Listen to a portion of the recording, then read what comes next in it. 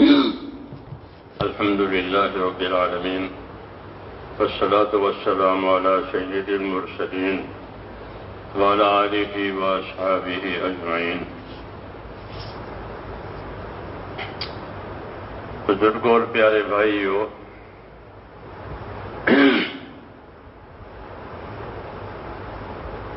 حضور اکرم صلی اللہ علیہ وسلم کو اللہ تبارک و تعالیٰ نے پورے عالم کے لیے بھیجا. اصل میں نبیوں کی جو بعثت ہوتی ہے اور نبیوں کا جو دنیا میں آنا ہوتا ہے وہ صرف ایک کام کے لیے ہوتا ہے.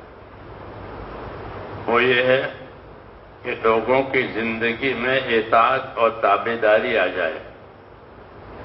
بس وَمَا أَرْسَلْنَا مِن رَّسُولٍ إِلَّا لِيُطَاعَ بِإِذْنِ اللَّهِ. جب کبھی کوئی رسول بھیجا گیا ہے زمین پر تو صرف اس لیے کہ اس کی تربیت سے، اس کی دعوت سے، اس کی تعلیم سے زندگیوں میں اللہ کی اطاعت آ جائے. یہی بڑی چیز ہے کہ زندگی اطاعت لیے ہوئے ہو، یعنی اپنی جان سے، مال سے، نیت سے، عمل سے اللہ کے حکم کو پورا کرنا، اس کو اطاعت کہتے ہیں. اطاعت کا اثر ہوتا ہے، دو اثر ہوتے ہیں.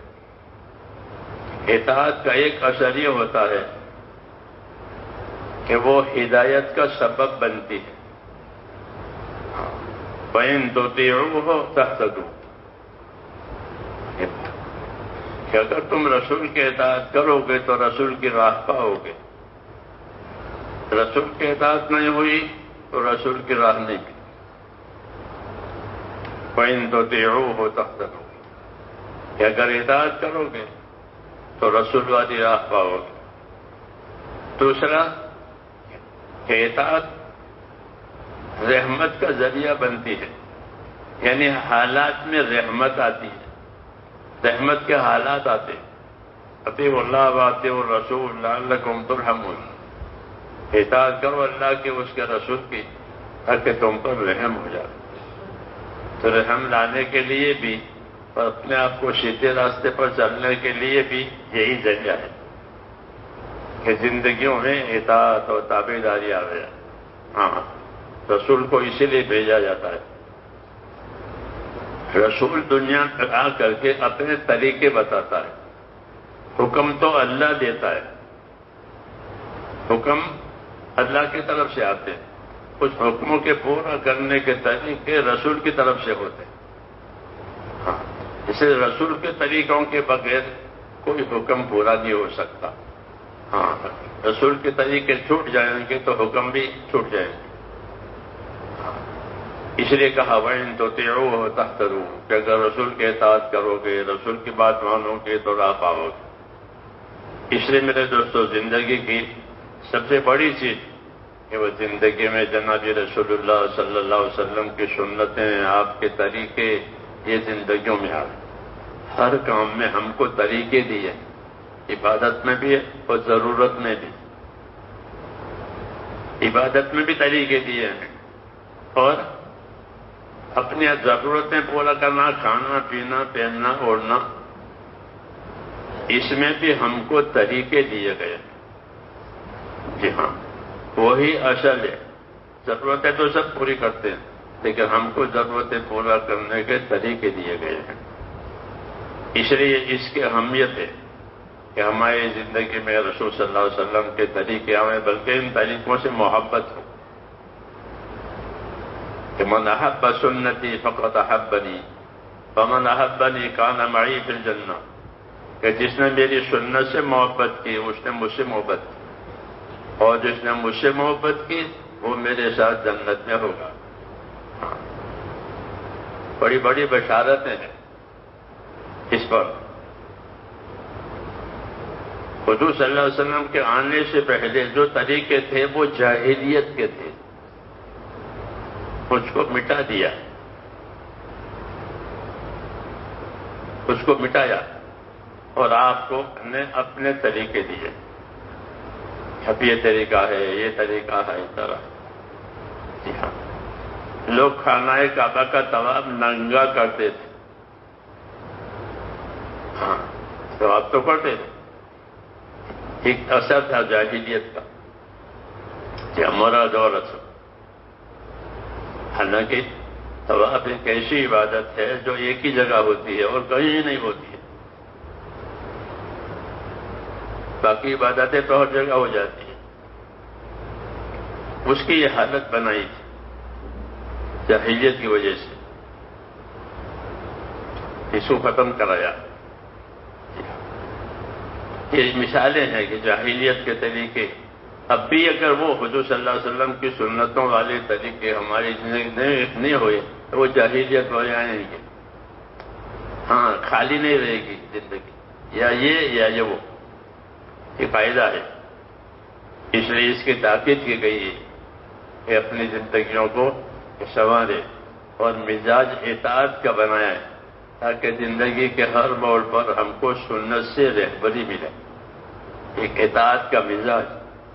حضرات صحابہ رضی اللہ تعالیٰ عنہ کا مزاج جو تھا وہ یہ مزاج کہ اطاعت کیا حکم ملا ہے بس ہم اس حکم کو دیکھیں گے. ابن مسعود آ رہے تھے مسجد میں ایک مرتبہ، حضور صلی اللہ علیہ وسلم ممبر پر تھے، تو ممبر پر بیٹھے، آپ نے فرمایا بیٹھ جائیے.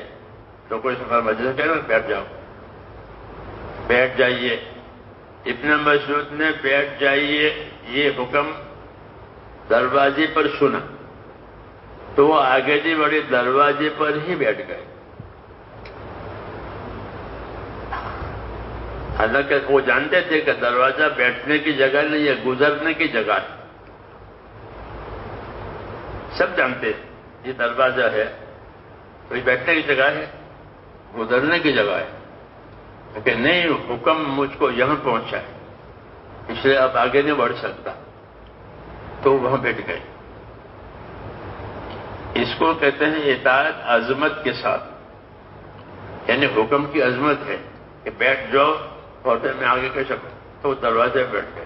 حضور صلی اللہ علیہ وسلم نے دیکھ لیا کہ عبداللہ وہاں بیٹھ گئے، وہ بیٹھنے کی جگہ نہیں ہے، کیونکہ بات میری پہنچی تو بیٹھ. تو فرمایا عبداللہ آگے آؤ، آگے بڑھایا. ہاں، اس کو کہتے ہیں ایک مزاج بنانا. جیسے عام طور پر اب ہمارا مزاج دنیا کا معنی ہو گیا ہے، ایک مزاج ہے سب کا ایک. تو ایسے ہو اس وقت یہ مزاج تھا کہ بھئی نبی نے کیا کہا، نبی نے کیا سکھایا، نبی نے کیا بتایا، یہ مزاج. تو حضور نے ان کو آگے بلا لیا کہ آگے آگے. اس سے آگے کی بات کہ ایسے ہی ایک مرتبہ حضور صلی اللہ علیہ وسلم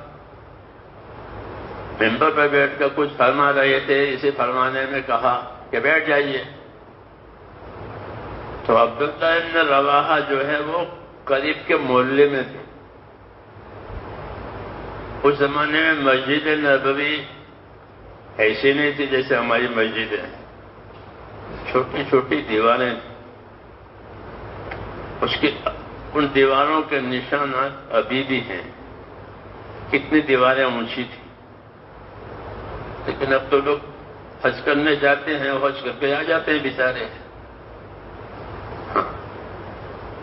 اس وقت کے کیا آثار تھے، اس وقت کی کیا ترتیب تھی، اب کو کوئی بتانے والی بھی نہیں ہے کہ مسجد نبی کی دیواریں کتنی اونچی تھی. ابھی ہے اس کے نشانات. ترکوں نے وہ نشانات باقی رکھے کہ مسجد نبی کے اصل اونچائی اتنی تھی، اصل تعمیر اتنی تھی، یہاں تک یہ تھی. وہ کو لکھا ہوا ہے. وہ ایک ہمارے یہی ہندوستان کے رہنے والے، نام بھول گیا، پہلے زمانے میں سن 7 سال پہلے سعودی حکومت جو تھی وہ عبادت کا ویزا بھی دیتی تھی. عبادت کا ویزا، لوگ عبادت کے ویزے پر جاتے تھے. یہ تو میں نے بھی دیکھا ہے 50 سال پہلے. عبادت کا ویزا، لوگ آتے تھے عبادت کے لیے رہتے تھے. ایسے بہت سے ہمارے یہاں کے لوگ بھی عبادت کے ویزے پر جاتے تھے تو وہ عبادت ہی کرتے تھے، وہاں کوئی کمانے ومانے کی بات نہیں ہوتی تھی، وہ جاتے ہی اس وجہ سے تھے کہ وہاں جا کے عبادت کریں، تو عبادت بھی کرتے تھے، اور چونکہ وہ دیندار تھے، دین سے واقف تھے، تو ہمارے جیسے ناواقف کوئی چلا گیا تو ان کو سارا بتاتے تھے حدیث کی روشنی میں کہ یہاں یہ تھا، یہاں یہ تھا، یہاں یہ تھا، ہم تم کو مسجد نبی کی زیارت کرائے، تو مجھے بھی زیارت کرائی انہوں نے کہ دیکھو یہاں یہ تھا، حدیث میں یہ تھا پورا۔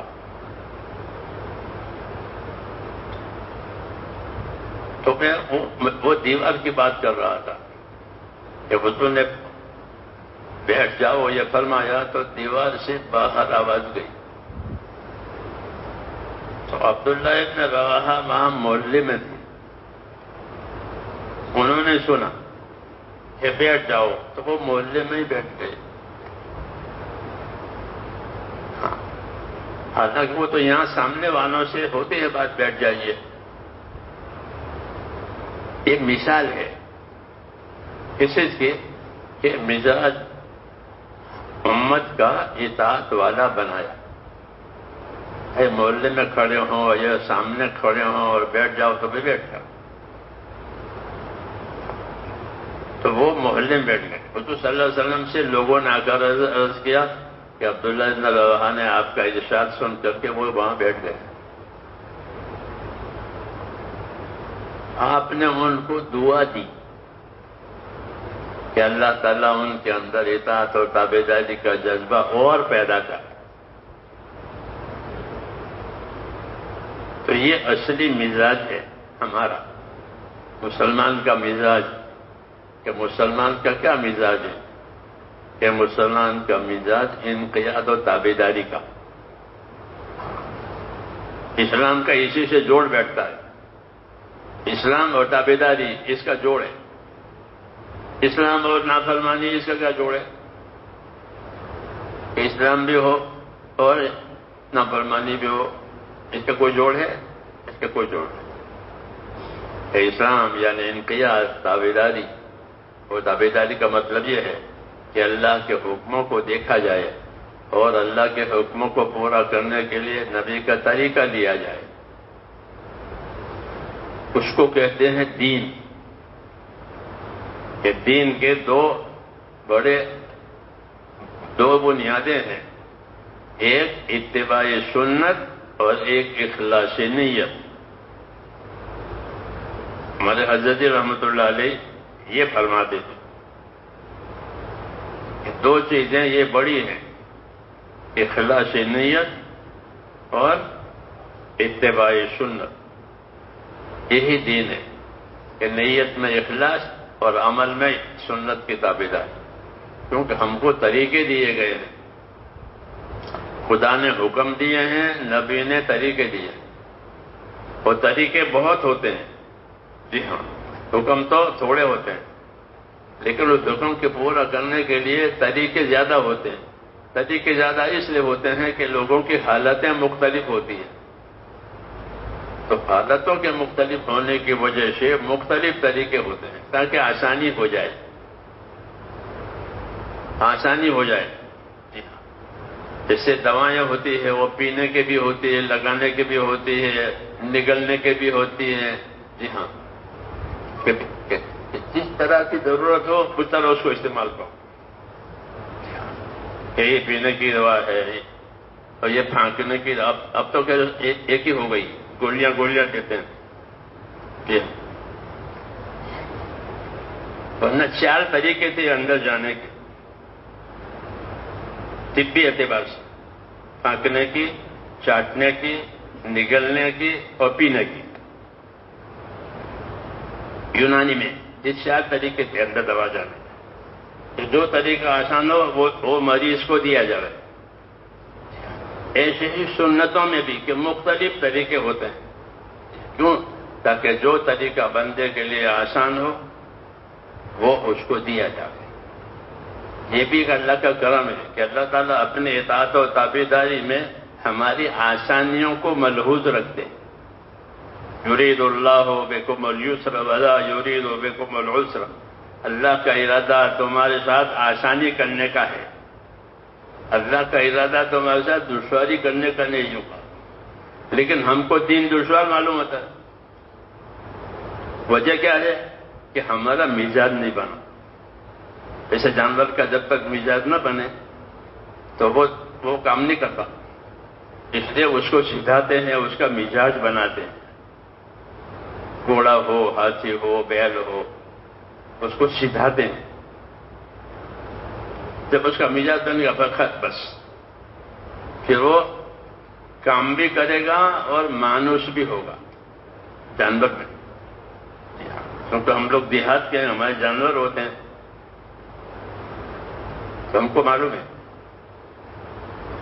میں بھینس کو پانی پلانے چلا چھوٹا تھا تو وہ تالاب میں چلی جاتی تھی پانی پینے کا، تو پی کے نکلتی نہیں تھی، گرمی ہوتی تو اندر ہے تو میں چلا آتا تھا، پھر جب وہ اندر رہتے، پھر جب اس کا جی چاہے وہ نکل کر سیدھی گھر آتی، جی ہاں اس کو گھر معلوم ہے، جی ہاں اس کو علم اور عادت کہتے ہیں کہ اس کو عادت ہے کہ کہاں جانا ہے کہاں جانا ہے، جانور مانوس ہو جاتا ہے۔ ایسے ہی میرے دوستو آدمی بھی اس کے اندر بھی حیات ہے کہ جب وہ کسی چیز پر قائم ہوگا تو اس کو اس طریقے سے انسیت اور مناسب ہو جائے گی، پھر وہ اسی طریقے پر زندگی گزارے گا۔ ہاں تو ہم کو یہ ہدایت ہے کہ ہم اپنی زندگی سنتوں پر بنائیں، اور کوئی طریقہ ہمارے لیے نہیں ہے سوائے سنت کے، عبادت ہو تو، لین دین ہو تو، کھانا کمانا ہو تو، سب چیزوں میں یہ ہماری سنتیں ہیں، اس پر عمل کرو۔ کہ سنتوں کے عمل کرنے کے بعد پھر شیطانی حملے نہیں ہوں گے، شیطان اسی پر حملہ کرتا ہے جب آدمی سنت پر نہیں ہوتا ہے، اگر اس کی زندگی سنت پر ہے تو وہ شیطان کے حملوں سے بچ جائے گا۔ اسے کہتے ہیں کہ اللہ ذکر کرو تو اللہ کا ذکر تمہارے لیے ایک قلعہ ہے، پھر شیطان تم پر حملہ نہیں کرے گا۔ تو اللہ کا ذکر بھی نبی کی سنتوں میں سے ایک سنت ہے، حضور صلی اللہ علیہ وسلم بہت ذکر کرتے تھے۔ تو کہنا یہ ہے مجھے کہ ہماری اصل زندگی جو ہے وہ سنتوں والی ہے۔ امام غزالی رحمۃ اللہ علیہ نے فرمایا کہ اللہ کی طرف سے دو ہی چیزیں بڑی دی گئی ہے، ایک ایمان ایک علم، ایک ایمان دیا گیا ہم کو اور ایک علم دیا گیا۔ ایمان لا الہ الا اللہ، ایمان کہ اللہ پر ایمان لائیں گے، وہی عبادت کے لائق ہے اور کسی کی عبادت نہیں کریں گے اور کوئی مددگار بھی نہیں ہے۔ اب جب اللہ پر ایمان لائیں گے تو اللہ کی اطاعت لازم ہو گئی۔ ایمان کا مطلب ہی یہی ہے کہ اللہ پر ایمان لانا یعنی اللہ کی اطاعت کرنا۔ اللہ کی اطاعت کا کون سا طریقہ ہوگا؟ تو نبی اس لیے بھیجا جاتا ہے تاکہ وہ بندوں کو اللہ کی اطاعت کا طریقہ سکھائے کہ اطاعت کا کون سا طریقہ ہے جو تم سے چاہا جاتا ہے۔ ہاں اس لیے نبی کے طریقے آئیں گے تو پھر وہ اطاعت ہوگی، اطاعت ہوگی تو زندگیاں ہدایت پر آئے گی، اور اطاعت کا ماحول بنے گا تو رحمتیں ہوگی۔ اطیعوا اللہ واطیعوا الرسول لعلکم ترحمون، اطاعت کرو اللہ کی، اس کے رسول کی، تاکہ تم پر رحم ہو جائے۔ تو رحمتوں کے حالات جو آئیں گے وہ تو اطاعت کرنے کی وجہ سے آئیں گے۔ اگر اطاعت نہیں ہوگی بلکہ نفس پرستی ہوگی یا اپنے مرضی کے پر چلنا ہوگا تو پھر حالات بھی بگڑ جاتے ہیں۔ حالات کے بگڑنے کا یہی سبب ہے، حالات اسباب کی کمی زیادتی کی وجہ سے نہیں بگڑتے ہیں بلکہ حالات ذمہ داریوں کے پورا نہ ہونے کی وجہ سے بگڑتے ہیں۔ حالات ذمہ داریوں کے پورا نہ ہونے کی وجہ سے بگڑتے ہیں۔ جی ہاں تنگ بھی حالات تنگ ہو جاتے ہیں، حالات بگڑ جاتے ہیں، اور اگر ذمہ داریاں پوری ہو تو پھر حالات نہیں بگڑیں گے بلکہ حالات میں خیر آئے گی۔ ہاں وَلَوْ أَنَّ أَهْلَ الْقُرَىٰ آمَنُوا وَاتَّقَوْا لفتحنا علیہم برکات من السماء والارض، یہ شہروں میں رہنے والے، بستیوں میں رہنے والے لوگ اگر اپنی زندگی ایمان اور تقوی پر اٹھاوے، دو کہا ایمان اور تقوی، ایمان کا تقاضا ہوتا ہے اطاعت کرنا اور تقوی کا تقاضا ہوتا ہے نافرمانی سے بچنا، یہ دو پہلو ہیں کہ اپنی زندگی ایمان پر لاویں یعنی اطاعت پر لاویں کہ جو حکم ملا ہے وہ کریں، اور اپنی زندگی کو تقوی پر لاویں یعنی نافرمانی سے بچائیں۔ یہ دو وائر ہیں، جیسے بجلی کے دو وائر ہوتے ہیں نا، ہاں، ایک کھینچے ایک کھینچے، اسی طرح یہ کہ اطاعت کے ذریعے سے اللہ کی طرف کھینچا جاتا ہے اور تقوی کے ذریعے سے اس کی نافرمانی سے بچا جاتا ہے۔ یہ دونوں ضروری ہے، اللہ کی طرف کشش بھی ہو اور اللہ کی نافرمانی سے بچاؤ بھی ہو۔ تو ایمان اور تقوی ہمارے دین میں کہ اپنے اندر یقین پیدا کرنا، اپنے اندر خوف پیدا کرنا، یہ ایمان کا تقاضا ہے۔ اور ایمان، یقین اور خوف پیدا کر کے کرنا کیا ہے کہ اپنے آپ کو نافرمانیوں سے بچانا۔ سب سے بڑا عبادت گزار وہ ہے کہ جو اپنے آپ کو حرام سے بچائے۔ اتق المحارم تکن عابد الناس، کہ تو اپنے آپ کو حرام سے بچا لے پھر تو بڑا عبادت گزار۔ کیوں کہ حرام اللہ کی حد ہے، جیسے حد ہوتے ہیں بارڈر، جی ہاں، تو بارڈر تک جانا اور بارڈر کو توڑنا اسی کسی کو اجازت نہیں ہوتی۔ تو حرام اللہ کی بارڈر ہے کہ وہاں کوئی نہ جائے، وہاں سے دور رہے۔ تلک حدود اللہ فلا تقربوها، یہ اللہ کے بارڈر ہے، اس کے پر کوئی نہیں جائے۔ تو حرام سے بچنا اور جو حکم ملا ہے اس کو کرنا، اس سے بنتا ہے دین،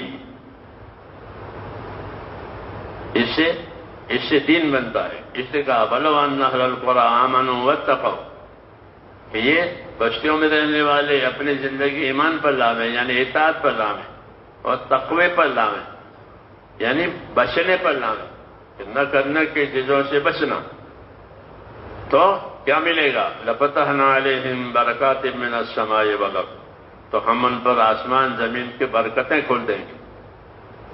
ہاں، کیونکہ ایمان برکتیں لاتا ہے، جی ہاں، جس طرح گناہ مصیبتیں لاتا ہے، ایمان برکتیں لاتا ہے۔ جب ایمان کے تقاضے پورے ہوں گے میرے دوستو تو زندگیوں میں آئے گی برکت، اور برکت سے بہت مسئلے حل ہو جائیں گے۔ جب اللہ برکت دیں گے پھر کوئی مسئلہ ہی نہیں رہے گا، جی ہاں، کہ برکت ہو گئی یعنی مسائل آسان ہو جائیں گے، ہاں، پھر مسائل باقی نہیں رہیں گے۔ تو برکت دے کر کے دنیا کے مسائل کو اللہ آسان کرتے ہیں، لیکن برکت کا ذریعہ یہی ہے کہ زندگیوں میں ایمان آوے، زندگیوں میں اطاعت آوے، سنتوں کی تابعداری آوے، جہالت ختم ہو جائے، جی ہاں۔ اس لیے اپنا دین سیکھنا بہت ضروری ہے، دین سیکھنا بہت ضروری ہے کہ دین سیکھیں گے تو یہ چیزیں پیدا ہوگی، دین سیکھیں گے، دین پوچھیں گے، دین کی باتیں یاد ہوگی تو یہ چیزیں ہوگی۔ ہمارا سیکھنا سکھانا یہ ساری عمر کا کام ہے، ہاں جی، ساری عمر کا، کہ اپنے دین کے بعد سیکھو، اپنے دین بعد پوچھو، تاکہ زندگی اطاعت کے ساتھ گزرے۔ یہ حکم ہے کہ بھائی اطاعت کب تک کرنی ہے؟ کہ موت تک، جی ہاں، موت تک اطاعت کرنی ہے۔ وَلَا تَمُوتُنَّ إِلَّا وَأَنْتُمْ مُسْلِمُونَ، تمہاری موت اس حال میں آ گئے کہ تم اللہ کی بات مانتے مانتے مر جاؤ، ہاں، اطاعت کا مزاج بن جائے۔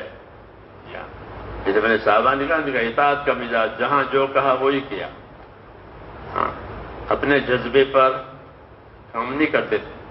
جذبہ ہوتا ہے نا آدمی کو، اپنے جذبے پر کام نہیں کرتے تھے۔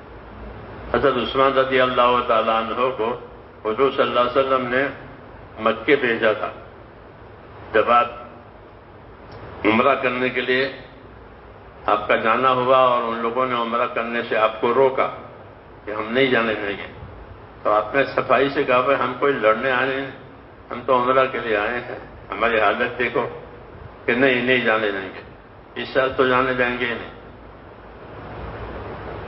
روکا تو حضرت عثمان کو بھیجا کہ تم وہاں جاؤ اور جا کر اندر مکے میں لوگوں سے بات کرو کہ ہم اس مقصد کے لیے آئے ہیں،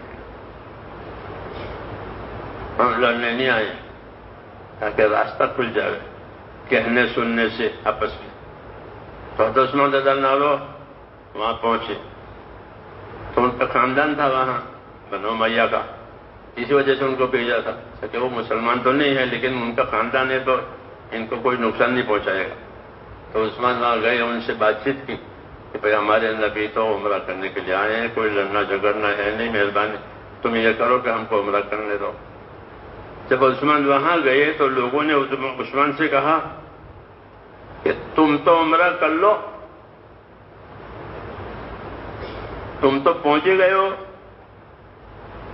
انہوں نے کہا میں عمرہ اس وقت کروں گا جب ہمارا نبی کرے، ورنہ جذبہ ہوتا ہے آدمی کو مکہ مدینہ جائیں تو جذبہ کا نام دین نہیں ہے، طریقوں کا نام دین ہے۔ جذبے کا نام دین نہیں ہے، جذبہ تو ہوتا ہی ہے کہ جذبے کا نام دین نہیں ہے، جذبہ تو قدرتی طور پر پیدا ہوتا ہے،